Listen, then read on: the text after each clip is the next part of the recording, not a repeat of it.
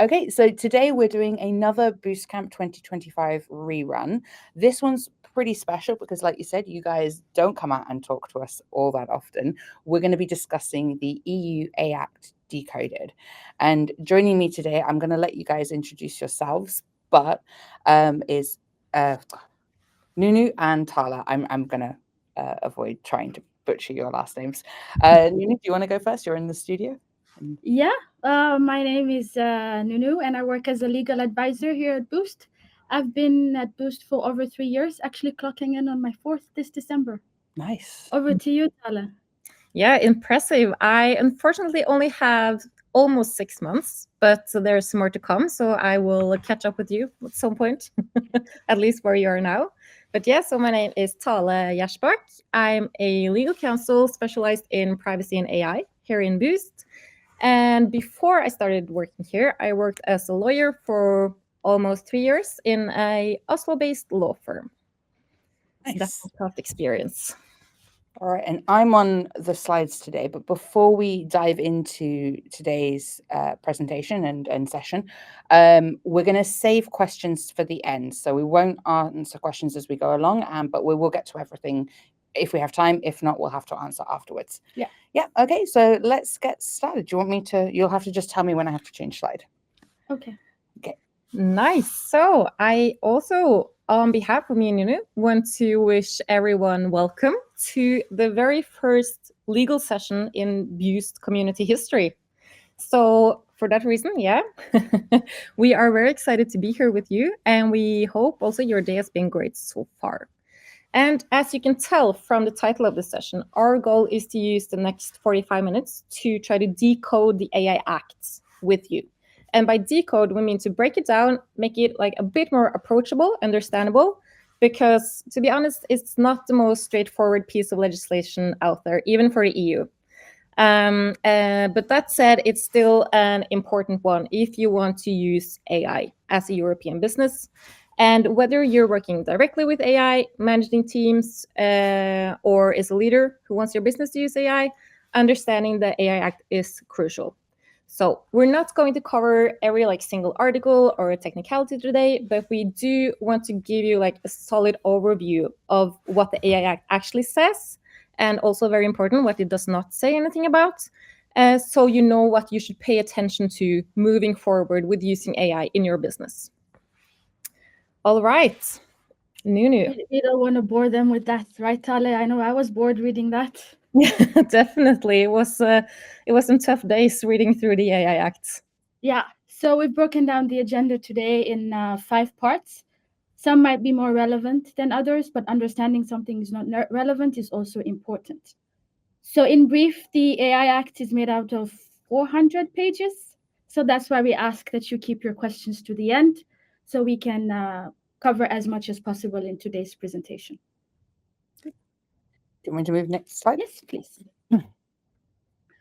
So we look at the AI Act and the adjacent laws. Is the AI Act the only act out there that governs the use of data and AI? Well, now you'll see that it's not. We have other laws that we call adjacent laws that govern the use of data. For example, GDPR, that governs the use of personal data. We have, once AI is embedded into a product, we have the product liability coming into play. We have other general and national laws already governing AI, such as IPR, criminal law, tort law. IPR governs who owns what when it comes to data. So it really isn't anything new, but we should kind of confirm that it is bringing in more clarity. Yeah, so it's important to know that if you want to use AI, please know that the EU is not giving you just the AI Act, so you can just focus on that when using AI. You still have to comply with all the other laws that would apply, no matter if you just used AI or a human were conducting the same tasks. So please be aware, AI Act is not like a one-off. It's all these laws combined together that will regulate how you can and cannot use AI, not just the AI Acts. We've also discussed this amongst ourselves, right, Thale, that the AI Act was quite rushed work. Definitely. So it definitely doesn't cover everything, and there's still a lot of unclarity when it comes to the AI Acts, which we will try to make a bit more clear for you in today's session. All right, so just to start by giving you an overview, because as we said, the AI Act is quite extensive, around 400 pages if you turn it into a PDF, and it's divided into 13 chapters. So the fact that it's both rush, in the meaning of it's not very clear, and it's also very long, means that it's not very intuitive to read through it and then just understand what it actually says. So on these coming slides, we provided you with a bit of like a high-level summary of what's included in all the chapters, just to give like a sense of the overall structure. So for the purpose of this session, we're going to focus mainly on the first 5 chapters. And the reason for that is that these are the chapters that regulate who has what obligations and in which specific cases they have the obligations. So the first 4 chapters covers first the scope of the AI Act, what actually is applied by the AI Act, the definitions, and also the classification of AI systems into risk categories and the following requirements and obligation to each of these risk categories. And if you go to the next slide, please, Rosie, you will see also chapter 5, which we will also be covering, which regulates general purpose AI models or general purpose AI systems. The abbreviation is GPAI. So we will cover also this a bit later in the session, since this is like the AI that most people think of when they talk about AI. And so the later chapters, if you move even further to the next slide, covers enforcement, governance, innovation measures. So these are not like directly relevant for your compliance with the AI Act. So that is the reason why we will skip these. All right, and next slide. So yeah, next slide, perfect. And in addition to all these chapters, to all these 400 pages, the AI Act also includes 13 annexes, which complement and support the main provisions. So there's even more, even after you finish the Act, there's even more for you to read. That said, for most people, these annexes are mainly relevant if you're trying to figure out whether your system or use case fall into the highest category, or if you're working with general purpose AI.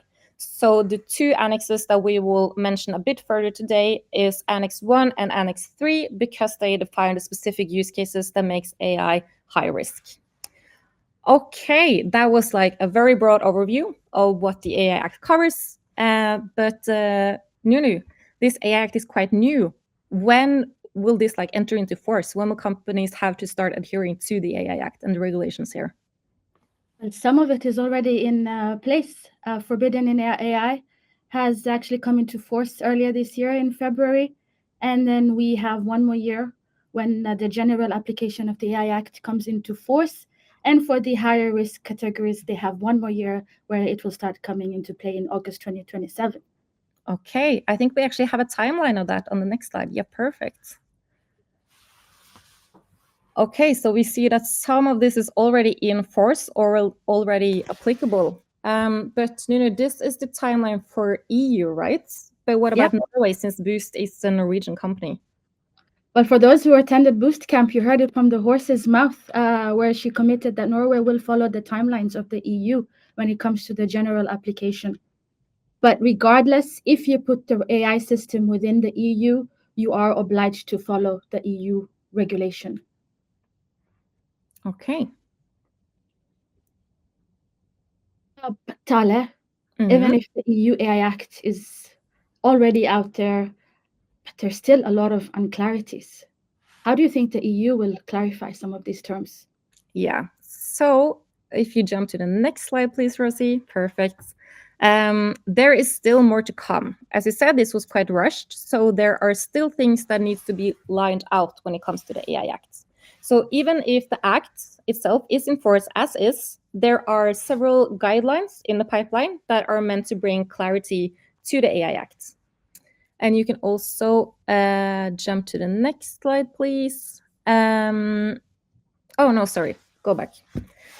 So yes, it will be the European Commission that has the authority to issue these guidelines, and also practical implementation tools to elaborate on the interpretation of the AI Act. And this includes, for example, developing AI codes of practice and conduct for certain types of AI systems. And these are or shall be designed to help companies better understand how they can actually meet the specific requirements of the AI Act. And also the AI Act opens up for developing technical standards that can further clarify compliance expectations. And the Commission can actually also make updates to the list of use cases that are considered to be high-risk AI systems outlined in Annex 3. Ale, wouldn't that be risky? Does that mean that companies have to keep looking and checking in if the EU adds more systems? Absolutely. You will have to keep looking and checking, but it's actually important to note that it's generally a lot easier for the Commission to remove use cases from Annex 3, meaning that there will be fewer use cases that are considered high risk than to add new ones. So this provides some sort of flexibility as we go, but still ensure that companies have some stability when it comes to what is defining high risk. Okay, and then we can jump to the next slide to have a look at what's already been published, because some of these guidelines have already been published. For example, we already have guidelines on the definition of AI systems, like what is an AI system according to the AI Act. And we also have guidelines on prohibited AI practices. Makes sense since these rules are already in force. And we also have a final version of the general purpose AI code of practice, which has already been signed by many of the major LLM providers. And we will get back to this when we are talking about the GP AI. And some guidelines are still at drafting stages, like most of them are.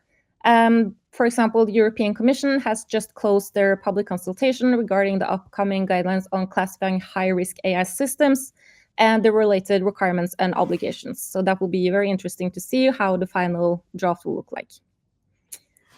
All right, then you can push the next slide. So now we will move into the material part of the AI Act. So the AI Act regulates AI as a technology, but of course, not all AI systems have the same potential impact on society. And because of this, it wouldn't really make sense to apply the same level of regulation to every and all use of AI.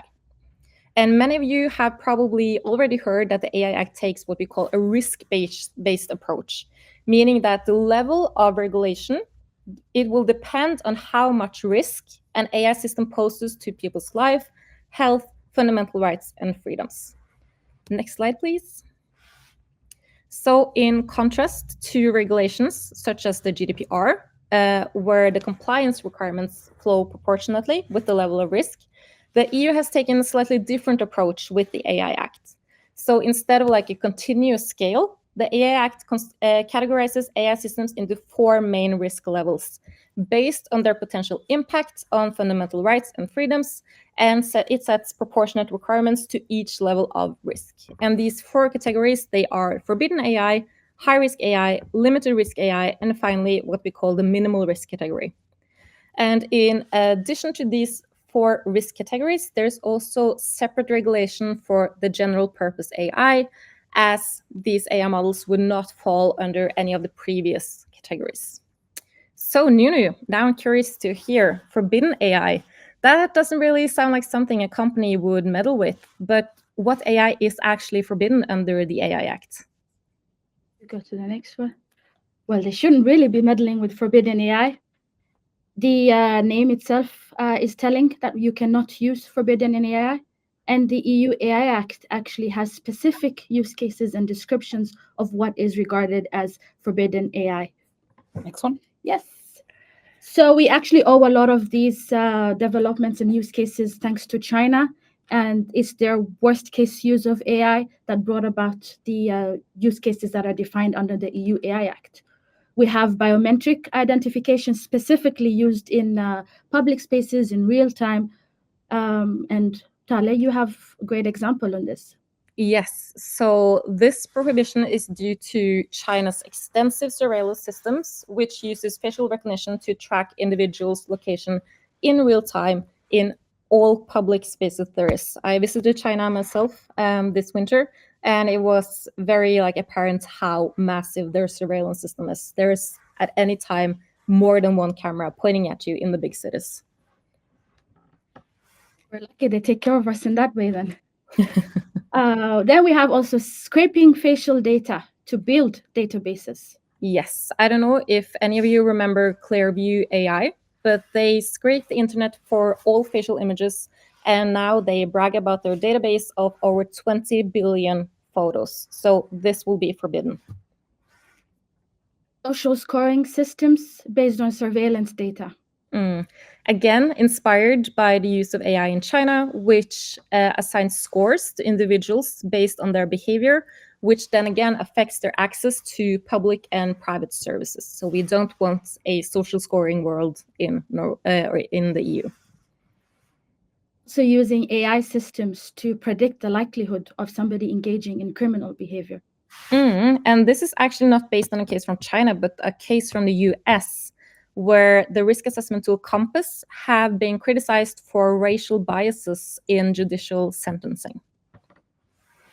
So we have more examples, but the EU AI Act is very clear of what forbidden AI is and the use cases of forbidden AI. Anything that is not here is okay to use within the EU, and we will cover more risk categories later on in this presentation. Yeah, so I think that's actually a very important thing to notice, that this is what is forbidden, and what that means is that everything else is allowed under the AI Act. All right, if you can move to the next slide, please, Rosie. So let's move on to the next risk category, which is high-risk AI systems. And it's, as I said, important to note, these systems are allowed as long as the requirements and obligations connected to them in the AI Act are fulfilled. And you can really tell that this is where the EU put their effort, because of the 113 articles in the AI Act, over 40 of them regulate high-risk AI. So this is really where the EU put their effort. Next slide, please, Rosie. Thank you. So the AI Act identifies two main types of high-risk AI systems, and that are those that are part of or themselves are a product that's already covered by EU's harmonized product safety legislation, which is listed in Annex 1. And number two, those that can significantly affect people's health, safety, or fundamental rights in specific use cases. And these use cases are listed in Annex 3 of the AI Act. So looking at Annex 1, it references product safety directives that are not applicable to boost.ai, and based on the assessments that we have done, broadly speaking, don't seem to apply directly to boost.ai's customers. But of course, it is up to each and every business on their own to assess whether you are subject to any of these. So if you're uncertain, please take a second look to verify that this is correct for your case. So we'll mainly use our time on Annex 3. And Annex 3 lists use cases based mostly on real-world experiences, as we saw also with forbidden AI, and the risks that they can pose. So we'll dive deeper into these use cases on the next slide. All right, let's take a look into the use cases that will make AI high risk. And I think you can... Okay, I'll start and then you'll have to consecutively push the button to get all my notes up there. So first of all, AI systems that are used as safety components in certain critical infrastructure, for example, in road traffic and supply of water, gas, heating, electricity, critical digital infrastructure will be considered high risk. AI systems used for biometric identification, biometric categorization, and emotion recognition, to the extent, of course, they are not prohibited under the AI Act, as Nunuu talked about, the prohibited versions of biometric categorization, or, of course, other regulations may also prohibit you from doing this. Then we have AI systems used in education and vocational training to determine access to education, evaluate learning outcomes, assessing appropriate level of education an individual will receive, and monitoring of cheating or other prohibited behavior. And please push. Nice. And you can push one more time as we're at it. The next one is AI systems that's used in employment and workforce management to place targeted job ads, analyze and filter job applications, evaluation of candidates, making decisions affecting terms of work-related relationships like promotions or terminations, and task allocation and evaluation of performance. And also next one, please. This one is important for you to note. AI systems that are used for access to essential private and public services and benefits, for example, health services, creditworthiness, assessment of individuals, and risk assessment and pricing in relation to life and health insurance. So these are specific use cases that are covered also as high risk. And the last one, AI systems used in law enforcement, migration, border control, to the extent that they are not already prohibited, as well as in, also if used in judicial administration and democratic processes. All right, next slide, please. So it is the responsibility of each individual organization to evaluate whether the systems that you are providing or using qualifies as one of these high-risk use cases. If it does, it has to be reported to a European database for high-risk systems. This is for it to be easier for the EU to manage all of these systems. And it's important to note that there are, of course, exceptions to also these use cases listed in Annex 3. So if your system originally falls under Annex 3, you might still be exempted if the system that you use does not pose a significant risk and it does not perform profiling of individuals, and one of these following conditions are fulfilled. For example, it is intended to perform a narrow procedural task. It is designed to enhance the outcome of a previous human task. It is used to detect anomalies in decision-making patterns, but not to replace or influence prior human decision. Or it is used only to support preparatory steps for an assessment listed in the Annex 3. So not the easiest evaluation to do this one here if you are exempted. However, if your assessment shows that you fulfill the requirements to be accepted from the Annex 3, then you are exempted from all the high-risk requirements, except for the requirement of registering your system in the European high-risk database. And the reason for this is that the EU always has the rights to overrule your assessment on its own initiative and designate the system as high risk, even though your assessment showed that it would not be. So registration if you fall under Annex 3 categories, even if you are exempted. All right, next slide, please. So if you do have a high-risk system, there are, as I said, proportionate requirements to the risk category that this falls under. For example, you will need to keep a risk management systems that can identify risks under intended use and misuse. You also have data quality requirements for training, validation, test data, and also, of course, actually the AI Act provides legal grounds for processing sensitive personal data if that sensitive personal data is used to avoid bias in high-risk models. You also have requirements for documentation and record keeping, transparency and information to deployers of these systems.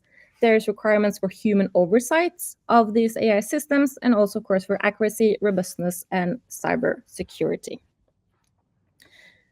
Okay, next slide, please. So the big question always, who has to follow these rules for the high-risk systems? Because this is quite compliance heavy, even though these systems are allowed. The main part of fulfilling these requirements lies with the provider. And the roles that you can see follow down from these arrows mostly holds requirements of ensuring that the provider did their job, that they actually did make sure that all the requirements are fulfilled.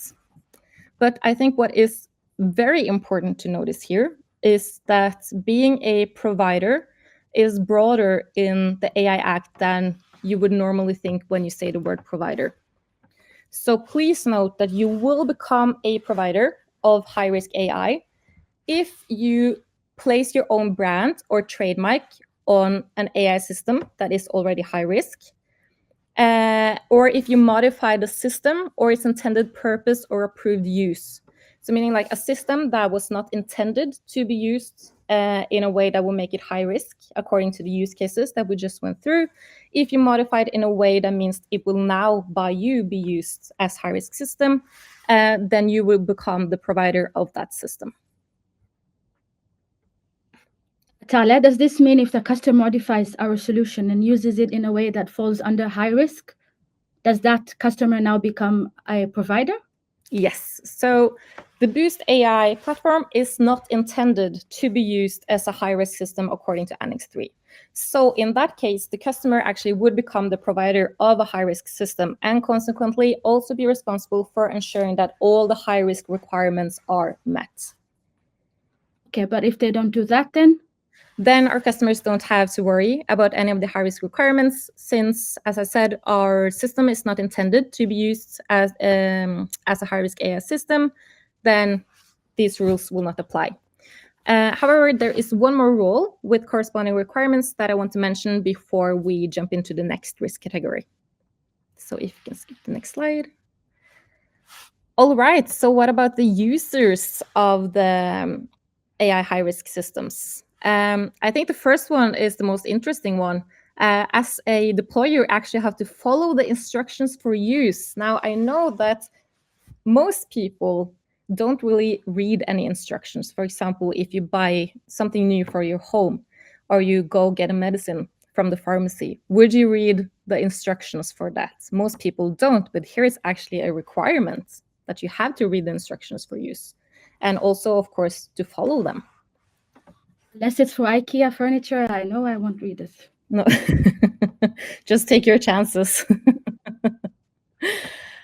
Okay, also as a deployer, you will have to ensure that trained personnel are in control of the system during use. So the trained personnel being the requirements and that they are in control.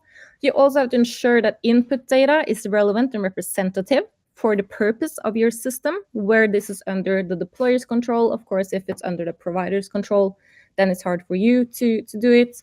You also have to monitor the system's use according to the instructions. As we said, you have to follow the instructions for use.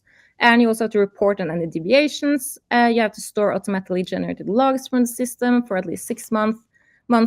Inform individuals when they are subject to AI-assisted decisions. And also, in some cases, you have to conduct a fundamental rights impact assessment, but only in cases where that's required.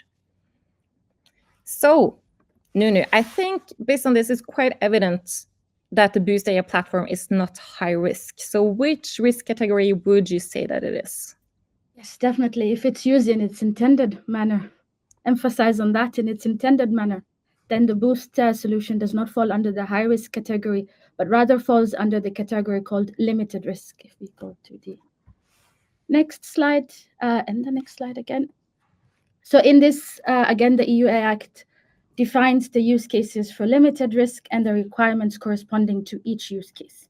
So we have AI systems that interact directly with people. That's our AI agents, we call them now. And in this case, if you have this use case, your requirement is to, if you push one more time, is to design and disclose that the end user is now interacting with the AI, unless it's obvious, it's reasonably obvious. The avatar is there, the avatar has a name AI, then you don't have to follow this.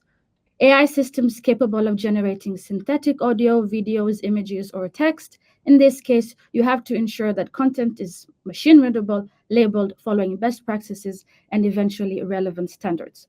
All of this is still not yet defined. What best practices, what eventually relevant standard is, still not defined. We're still waiting.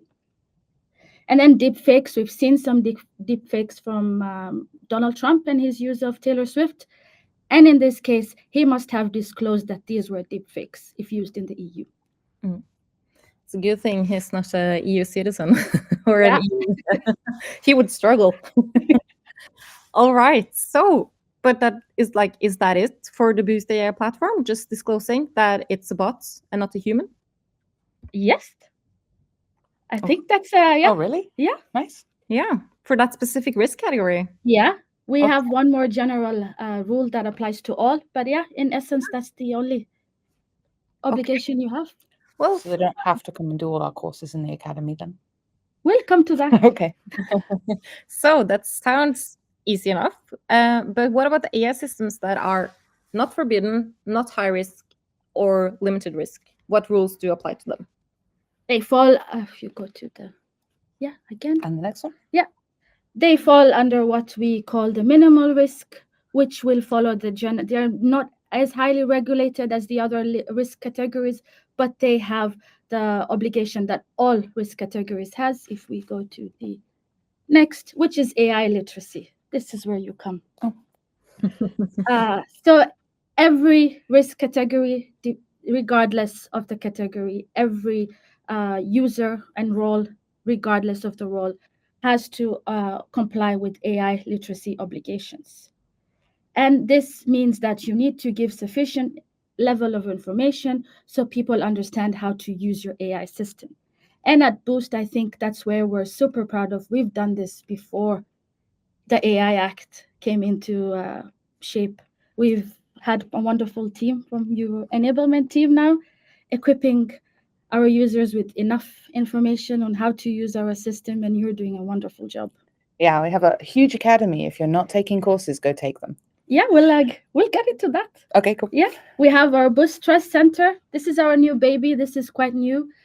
This is where we make information about our white papers that you can access about Boost AI's data practices, how we collect, where we collect data from. You can visit our Trust Center. It's available. Oh, lovely. Yes, we have our Boost knowledge base embedded in our platform. We have our Boost Academy also available, and we have the Boost community where you are watching us from now. Us, both me and Thale being here is a testament that we are committed to giving you enough information for you to make your own assessments, and Boost living up to its commitment to its customers. Nice. Next slide. Yes. All right. So now we have talked about AI that's designed for specific purposes and has an intended use, such as assisting in the selection of candidates for a job or providing individuals with a credit score. But what about systems that don't have one specific purpose, but can be used for many different purposes? I mean, like ChatGPT is one example, and so are most of the large language models and generative AI models that we know today. And I mean, these are the systems that made AI available to the public and what most people essentially think of when talking about AI. And like the issue with this was that these would not fall under any of the risk categories according to the original draft of the AI Act. However, the EU realized this with the growth of the LLM, that these would not be covered since they are not intended for any specific purpose, but can be used for several purposes. So what the EU did is that they added regulations specifically for these general purpose AI systems and models. But it's important that this is not a separate risk category. This is just like a different category of AI. So next slide, please. So what really is general purpose AI? And since this was something that came on in the very end of these negotiations, this part is like especially rushed from the EU side. But we know at least a little bit about what general purpose is, and general purpose AI refers to AI that doesn't have one intended use and can be used for many different intended uses. But exactly like where the line is drawn between what counts as a general purpose system and what counts as a like specific purpose system, that is something that we currently have little guidance on directly from the EU. And general purpose AI is capable of competently performing a wide range of distinct tasks, and either is a model that can be integrated into a variety of downstream systems, or is based on a GPAI model and has the capability to serve a variety of purposes. And as you can see, we have at least some guidance in the recital to the AI Act, where it says that GPAI models are models with at least 1 billion of parameters and trained with a large amount of data using self-supervision at scale. And these should be considered to display significant generality and to competently perform a wide range of distinctive tasks. Basically meaning like the large language models that we see. If you jump to the next slide, please. So there are also different categories of general purpose AI. There is the general purpose AI models, which are typically like APIs. These require additional components such as a user interface, and these often make up a core part of AI systems. And AI systems, they are systems that include GPAI models when integrated in a way that enables the system to serve multiple purposes. And then they are following up on the risk-based regulations. So they have also created a separate risk category for GPAI, which is GPAI with systemic risk. And these are GPAI that have high impact capabilities on society and fundamental rights. And since we now have the published version of the Code of Practice from the EU on the GPAI, I have added a list for you on the side here of all the companies that have decided to sign the Code of Practice. So I think like this, as you can see, like there's a lot of like the heavyweights here, the large LLM models. The large language models, the LLMs. So I think this actually gives us like a better idea of what is actually meant by GPAI than the definition in the EU AI Act itself does. So this is also a list that you can keep updated on. It's on the EU's own web pages. We have linked it for you in the presentation. And if a company signs the Code of Practice for the GPAI, they will be like automatically assumed to comply with all the requirements in the AI Act. Okay, next slide, please. All right. That was 400 pages in 35 minutes. I hope that was a bit decoded for you, that it made it a bit more understandable, these 400 rushed pages. However, we did, Nunuu, promise to have some practical part in this session as well. So we have prepared some use cases for you. We will not be mean enough to ask you to provide your answers in the chat, but we will give you a couple of minutes to assess on your own, and then we will go through it. All right, so if you jump to the next slide, please, I will just read this out loud. So the first use case. A bank's website allows any visitor to ask their AI agent general product questions like, what's the interest rate on a savings account, and how do I file an insurance claim? And if the user asks anything account specific, like what's my balance or how much is my next mortgage payment, the AI agent prompts them to authenticate securely. So I'll give you 1 minute to just think on yourself, which risk category would you place this AI use case in? And I will time this, as I'm notoriously not good with timing. I'm a time optimist. So take 1 minute and use it to think.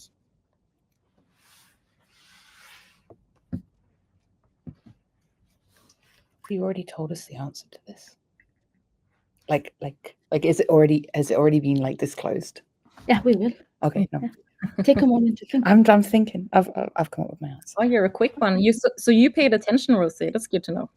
Yeah, these slides have a lot of info on them. All right, 30 seconds left.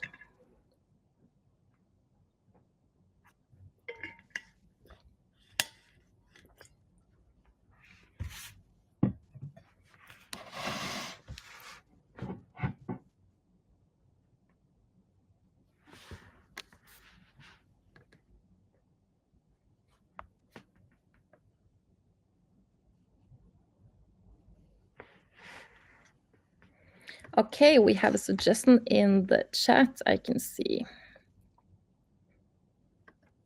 And then time is up.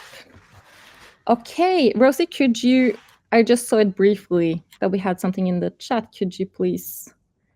It was Kevin, and he was questioning whether it was high risk because banking. Okay, yeah. So I think it's natural to think that because of the business, like what business it operates in, it could be high risk, but that is actually not how the AI Act works. It works not based on like the different, what's it called, like segments of businesses. It's not based on that, the risk assessment. It's only based on the specific use case. So this specific use case, we have a chatbot that interacts with the human. And as we remember, that would mean it has transparency requirements, and it would at least be a limited risk. But since this is only answering questions like typical FAQ questions, it won't be making any decisions that would affect the person it's interacting with. It's just interacting in itself that is like affecting the person. So this will be a typical limited risk use case. Okay, next slide, please. We have one more use case, and I will give you 2 minutes on this. So we get some more information here. Once authenticated, the AI agent can answer account-specific questions and also carry out tasks. For example, if the user asks whether they can have a house loan, the AI agent answers that the application can be filed directly in the chat. Once the application is filed, and we have 3 different outcomes to this conversation, which I want you to assess. So there will be one answer per conclusion. So 1, the AI agent declines the application based on the information provided in the application process directly in the chat. 2, the AI agent gives a preliminary assessment of whether the application will be accepted and the amount of mortgage that is likely to be given. The preliminary assessment is provided to the human agent who will make the decision. And number 3, the AI agent sends the application to the human agent for assessment and decision. I see it's 15:41 now, so I'll actually just give you 1 minute to mull this over. I've got this. You've got it? Yeah. Proud of you. Huh? Proud of you. Thanks. I was listening. But maybe I need to know your answers before I say that. I should write it down. Always good to control check, Nunuu. That's how it's being a lawyer. Okay, you say you're compliant. Let's see your your proof of that. Exactly. She's got this though. I'm confident that you are. Okay, 20 seconds left.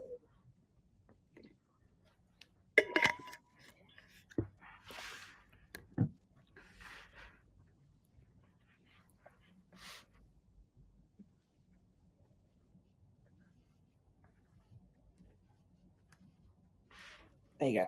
All right. So I see that we have something in the chat, Rosie. Would you please? Oh, I've got to look at other people's answers. I might have got my dad. Oh, look, loads of people are writing. Okay, hang on. Perfect. Oh, we're so happy with the interaction. Oh, okay. So actually, some other people were like saying high risk for the. Someone says high risk for the first one. So this is the number 1. And then trust but verify. I'm not sure what that one means, but I see, that was a comment about earlier. 3 seems not very problematic. So we're all okay with 3. And Leo, but I know Leo attended your first session, so maybe he already has the answer. So It's been a while. He won't forget. He has high risk for number 1, limited risk for number 2, and low risk for number 3. Okay, interesting. I'm glad to see that we have some activity in the chat. So let's get to this. Wait, low risk isn't the thing. But one of the lower categories, I guess. Yeah. So for the first one, the premise here is that the AI agent declines the application, meaning that it's an AI taking the decision to decline this application. This would be a high risk case, definitely, because it is an AI making a decision about that will affect the rights, fundamental rights of one human being. The second one, this is more like a gray area, I would say. The AI agent gives a preliminary assessment of whether the application will be accepted and the amount of mortgage that is likely to be given. So it's not actually taking the final call on this. It's just giving a preliminary assessment. And as we remember, even if a use case falls into the Annex 3 use cases, it would still be exempted from that if it's just a preliminary assessment of these use cases. So this might be a use case that will be exempted from the high risk requirements. But still, there is one thing that I would like to highlight, because here we say the AI agent declines the application or the AI agent gives a preliminary assessment. So the question here is, are you actually letting the AI agent do these decisions for you or make these preliminary decisions? Or do you have just like a simple mathematical model running in the background, which will do this, which is not AI? This is just like simple math, like how much do you earn? How much mortgage do you have from beforehand? What is your credit worthiness? And it's scored like in a normal way, like the same way you would with a human. If AI is not used to make that decision or the preliminary decision, then these will both be actually limited risk cases, because AI is not doing this. It's something, it's a mathematical equation, and then the AI is simply providing you with the answer. So I hope you get the difference here. Do you let the AI agent run loose, or do you make this decision separately and then the AI agent just presents it on your behalf? Because if it just presents the answer, you don't use AI to make the decisions or preliminary assessment, then you would still, for both these cases, be in like a limited risk category. And for the last one, also limited risk, because you still have the AI agent interacting with a human, so it will still have to disclose that it is actually an AI agent. So I think this really highlights like how you make design choices in the platform would like affect where you like which risk category you would fall under. So please be aware of this. Okay, perfect. Thank you so much for all the suggestions in the chat as well. Okay, Nunuu. It's so important that we did this, because the AI trainers, the ones that are designing the conversational flow, can go back to their legal, but hey, we can design it like this so that it can be limited risk. So you have the knowledge you can to have discussions with your legal. Absolutely. And share this live with them if you want to have a discussion based on what we're talking about now. You don't have to just, remember everything. Yeah, absolutely. And the cheat sheet. Oh, and the cheat sheet. Yes, we're going to share that. Okay. Yes. Yeah. Perfect. Counsel said that the part about merely presenting a decision is a very useful clarification. Yeah. Yeah, I believe so. But the question in my head is, okay, so the Boost platform might not be the AI that's making these decisions, but there could be a case for a lot of our customers where they have a third-party AI that's doing something, but not provided by Boost. But then you have to make these decisions for every part, presumably, that you're using. Absolutely, it's an AI system. Yeah, but it's a different. It's not our. Yeah. I think that's why we covered all sorts of categories, not just the Boost system, or else we would have one slide, limited risk, and then say goodbye. Yeah, you're done. Yeah, nice. Okay, good. Let's jump to the next slide. Yeah, we have more slides. Since I don't think we have that much time, we have the Boost features and measures that we have in our platform to assist our customers with compliance with the EU AI Act. You probably know these features more than we do, but we'll walk you through them anyways. We have the human in the loop. We have the human in the loop, where you can design the conversation just like we saw in the use cases, where it matters, where the AI could make a decision that affects fundamental rights. A human is looped in. You can always design your conversation flow like that. We have the admin panel that has capabilities to log, both through the audit log and our analytics, which shows you that this response was AI generated, etc. We have transparency, that you can use our welcome message, our configurable avatars, and naming of the AI agents. We have link to privacy notices. We have guardrails, both custom and system guardrails available in our platform that you can take advantage of. And in that, you can instruct the VA both globally and locally to make sure that the AI does not hallucinate, for example. And then you can actually test through our automated review features to see that, okay, are the guardrails actually prompted? Are they working as intended? Nice. But yeah, let's not go into too much details. You all know this more than we do. Yeah. But yeah. But it complies. Yes. Nice. You confirm? Yeah. Okay, next slide as well. Beyond the further reading? No, sorry. I was a bit quick there. So we also have made available to you in these slides, if you are interested to learn more about the EU AI Act, we have provided you with links to our Trust Center, where we have like a list of the privacy and security features that Nunuu just went through, acceptable use policy. We have an assessment on the EU AI Act available in the Trust Center as well. I have linked to a page that at least I find the most interactive to read the AI Act in. Links to the EU Commission pages where they will publish guidelines and stuff that comes, and also some guidances from the Norwegian authorities. I also saw that we did have a question about like who will enforce this. So there will be enforcement both on EU level and also on national level. So on national level, it's up to each government to decide who will enforce this. In Norway, that will be the National Communication Authority, NCOM. For those who are Norwegian, they will be like the coordinative authority for this. So they will coordinate also with, for example, the supervisory authority for privacy on how to solve like cases according to the AI Act. So, but for each country, it will be different, up to each government to decide who should hold that role. And also we have the EU, of course, authorities as well that will enforce on an EU level.